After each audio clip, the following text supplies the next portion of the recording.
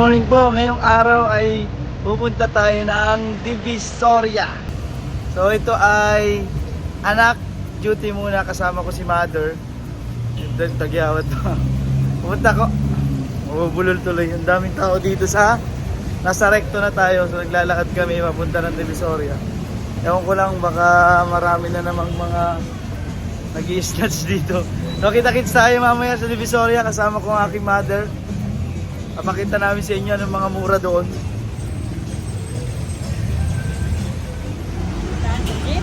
Yes, mag-jeep tayo papuntang Divisoria. Yung mga biyaheng Divisoria. Wala ka na. Yan, kaya na kami ng jeep. Ito yung kahabaan ng recto. Maraming mga alaala nangyari dito. Sama sina Sir Paul. Dito kami nagsimula, dito kami nagkakilala. Dito sa Maynila. Sama kami ng MTPB, ng Pokers, yung mga DPS. So, kiniklear namin yung mga gilid. Gilid ng bangketa. Kasi bawal dyan magtinda. So yung mga kiniklear namin. Medyo matagal kami dito, halos mga ilang taon, 2 years. Dahil nagbablog kami dati kay Mayor Isko. Mga nangyayari dito sa Maynila, luminis na.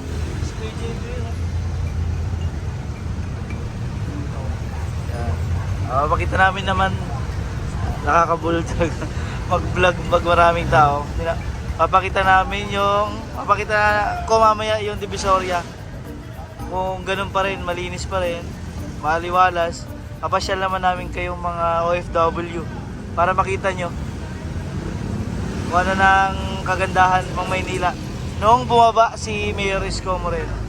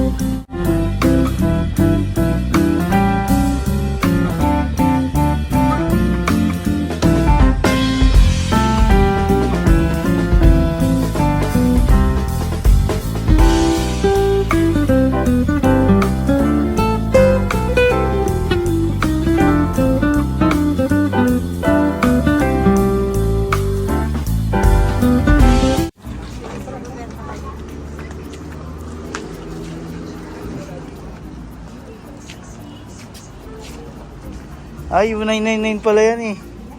Ay, 168 ang katabi niyan, mga 168 ang katabi. Ang daming mga bili dito sa Divisoria. Ito ang dati naming pinupuntahan every update sa Manila. Sama ang mga Manila vloggers. Dito rin kami nagki-clearing operation dyan sa may malapit sa Divisoria Mall. Tatanong-tanong tayo ng mga ganyan, mga Christmas light. Pasko na ngayon. Gatanong pala tayo. Magkano, may mga solar po kayo? Magkano yung ganitong di kuryente? Yan. Ano po, 400. 400 po ito. Ilang, gaano po ito kahaba? Ano po, 8 meters. Ah, 8. Yeah, 999 pala. Dito tayo mas sa 168. Oh, yan. Ang ganda. Ang luwag na ng Divisoria. Oh. Wala na po yung mga nakakalat dito sa gitna na nagtitinda, bawal na. Sobrang luwag. Yahoo! Pasok muna kami dito sa 168 para safe.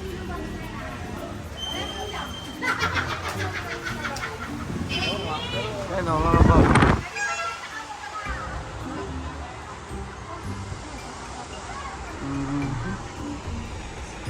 Tama o mga bag.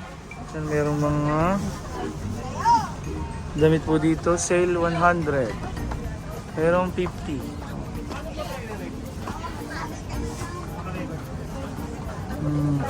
Tama o mga mura. 150 lang. Ganda no. Naghahanap po kami ng belt tsaka bag. Yun ang gusto ni Mother Lily. Yan. Pangtulog. Ay, pang ano, pamalakad ba yan? Ma? O, panlakad daw po. Hindi mo lang sila binilan dun sa ano. Ayan ma, may 70% sale. Sa ikot-ikot lang po kami at hindi namin alam ang mga lugar ng mga bag at belt na aming target. Tanong-tanong tayo para malaman ng mga viewers kung may mga magkano. Magkano po yung ganito? 380 po, 380, 350. Ay, panlakad ano? Maganda. Same price lang po. 350, 380. Ito maganda yung brown. Oo, yan po.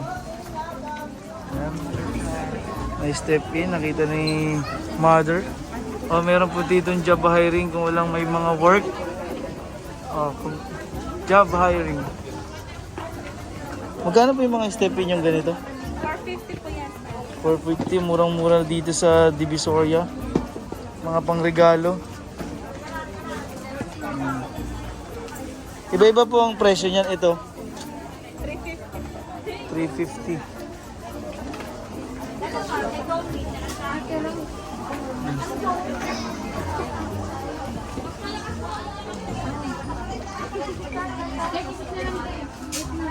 Ano mami?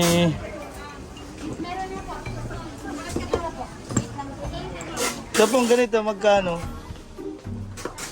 Walang presyo sa ilalim, no? Ganito po. Itong step. 350. Ang ganda sa paa nito, oh, 350. Sarap ilakad-lakad yun, malambot. Tsaka para siyang sa mall. Pero 350 lang siya, oh. Dito sa Divisoria, 168. Oh, mura na. Bodega sale, oh, 100. Dating 300. Marami kayo maibili pang regalo po dito. 30 lang. Oh, grabe. Mura na ito. 30 pesos.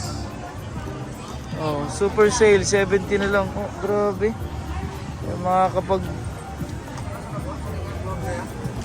Makakapamili ka ng marami. Ito. 70. Sobrang mura ng mga paninda dito sa Divisoria.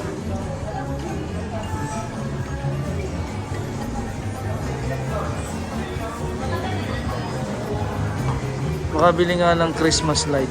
Ah, parol pala, parol.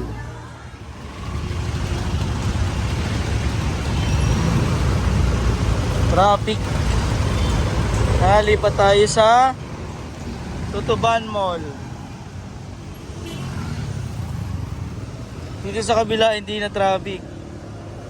Pero yung mga palabas ng Divisoria, grabe oh. Pero masasabi natin ngayon, maluwag ang Divisoria. Kasi wala na yung mga nasa bangketa.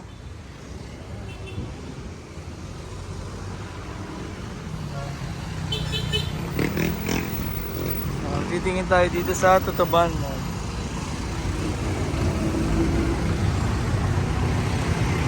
So, napakaluwag talaga ng daan. Bawal na magtinda dito sa kalye. Ito yung magandang nagawa ni Mayor Isko.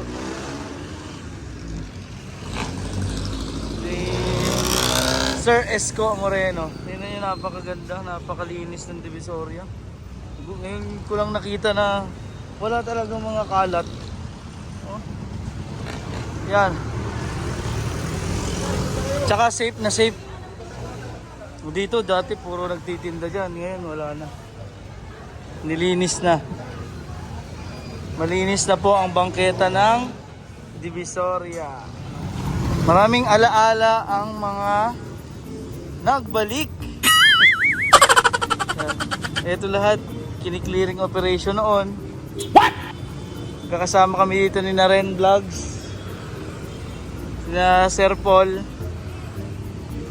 Kaya napakasarap balik-balikan itong Divisoria. Ngayon ang maluwag na. Wala na nagtitinda dito sa bangketa, sa kalye. Talagang daanan na siya ng mga sasakyan. Maraming salamat Mayor Isko Moreno. Dahil napakalinis ng Maynila bago niya iniwan. At si Mayor Hani Lacuna na po ang namamahala ngayon ng magandang Maynila. Sobrang malaki po ang pagkakaiba noon at ngayon ng Divisoria. Ay!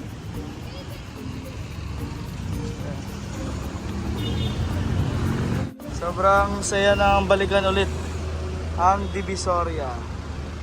Sana'y napasyal po namin kayo. Nakita niyo ulit ang kagandahan ng Divisoria. Salamat po. God bless.